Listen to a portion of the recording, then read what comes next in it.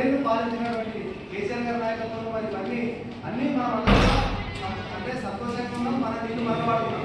కానీ ఇప్పుడు వచ్చిన కాంగ్రెస్ ప్రభుత్వం రేవంత్ రెడ్డి సర్కార్ వచ్చి 2 సంవత్సరాలు అయిందంటే 2 సంవత్సరాలు వచ్చిన వెంటనే మన రాష్ట్రంలో ఉన్నటువంటి సౌకర్యాన్ని మనం కల్పించకుండా, మన రాష్ట్రంలో ఉన్నటువంటి మనం వాడుకోకుండా పక్క రాష్ట్రానికి అమ్ముకునే పరిస్థితి ఉంది.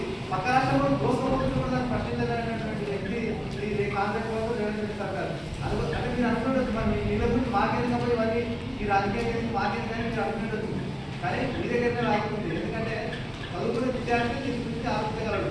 ఇప్పుడు మన తల్లిదండ్రులు నిరక్షరాశులు, వాళ్ళకి అర్థమవుతుంది ఇది గోదావరి నది ఏడాది నీళ్ళు ఏదైనా అర్థం కాదు. మీరు విద్యావంతులుగా పొద్దున ఈ సమాజాన్ని చైతన్యం చేసినటువంటి శక్తి మీ దగ్గర నుంచి ఆగి ఉంది.